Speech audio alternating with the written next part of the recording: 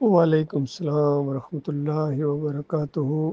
یہ بہت ہی پیاری پوسٹ ہے، بہت ہی پیاری حدیث ہے، اور سلام بھی اس پر لکھا گیا ہے، اور نیچے تاریخ بھی درج کر دی گئی ہے۔ وینسڈے ہے، نومبر ہے، اور 2025 یادگار رہے گا یہ بیان۔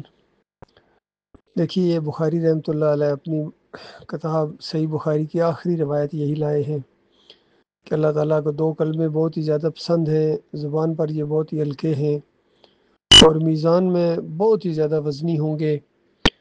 اور جو کلمے ہیں وہ یہ ہیں: سبحان اللہ و بحمدہ، سبحان اللہ العظیم۔ اللہ کی بہت بڑی تعریف اس کے اندر کی گئی ہے، حمد بیان کی گئی ہے، مالک کو خوش کر دینے والی کلمات ہیں۔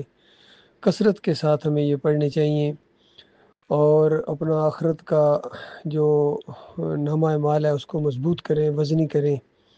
ایک ایک نیکی وہاں بڑی قیمتی ہوگی، اور یہ تو بہت ہی بھاری کلمے ہیں۔ لیکن ایک بات یاد رکھیں، یہ ساری چیزیں صرف ان کے لیے ہیں جن کا ایمان بالکل درست ہے۔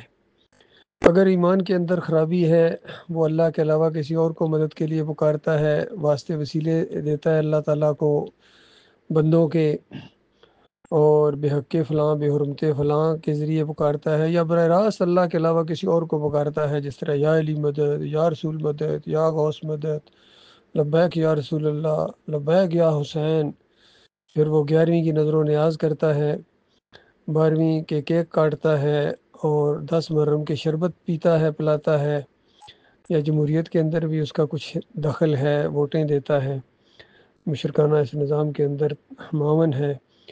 جس طرح کا بھی شرک ہے، یا پیری مریدی کرتا ہے، تعویذ باندھتا ہے، امام زامن باندھتا ہے، گھوڑے کا پجاری ہے یا گائے کا پجاری ہے، کھڑے بت کی پوجا کرنے والا ہے ہندوؤں کی طرح، یا پڑے باباؤں کی پوجا کرنے والا ہے ان مسلمانوں کی طرح، تو ان کے تو سارے اعمال برباد کر دیے جائیں گے، ان کی ساری نیکیاں ان کے منہ کے اوپر ماری جائیں گی کہ بھائی مانو، تم سے اللہ نے توحید مانگی تھی، تم نے شرک پیش کیا ہے، اور شرک اللہ کو گالی ہے۔ اللہ کو گالی دینے کے بعد اگر کوئی جنت کی امید رکھے تو اس کی جہالت کا کوئی اندازہ لگا سکتا ہے؟ اور آج مسلمانوں کی عظیم اکثریت اسی شرک کے اندر مبتلا ہوگی۔ ان کے بڑوں نے، خاص کر صوفیوں نے، وہ شرک کا عدم مچایا ہے زمین کے اوپر۔ کوئی صوفی ایسا نہیں ہے جو مشرک نہ رہا ہو۔ واسطے وسیلے کے شرک والا، وحدت الوجودیہ، وحدت الشہودیہ، یا نور میں نور اللہ کا عقیدہ رکھنے والا، سارے صوفی یہ ظلم ڈھاتے رہے ہیں۔ عبد القادر جیلانی ہو، محی الدین چشتی ہو، ولی اجویری ہو، مجدد الفسانی ہو، شاہ ولی اللہ کا پورا خاندان ہو، سارے کے سارے اسی شرک کے پرچارک رہے ہیں۔ حتیٰ کہ بڑے بڑے یہ انقلابی انداز سے اٹھنے والے بھی ان سے متاثر ہوئے بغیر نہیں رہ سکے۔ ڈاکٹر اسرار پوری زندگی وحدت الوجود کا دفاع کرتے رہے۔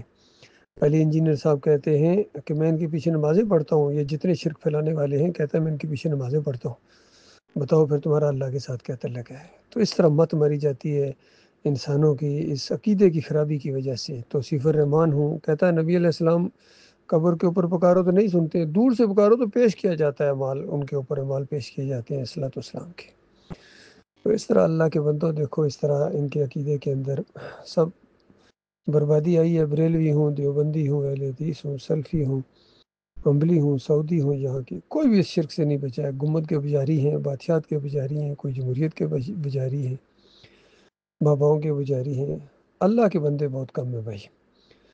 تو یہ کلمات جو ہیں یہ صرف ان کے لیے ہیں، ذکر اذکار ان کے لیے ہیں جن کا ایمان صحیح ہو، اور وہ اللہ کے ساتھ قریبی تعلق پیدا ہو جاتا ہے، ان کا نفاق سے بچ جاتے ہیں۔ باقی جن کے عقیدے میں خرابی آ جائے وہ گئے، برباد ہو گئے، مارے گئے۔ اللہ تعالیٰ ایمان خالص کے اوپر جم جانے کی توفیق عطا فرمائے۔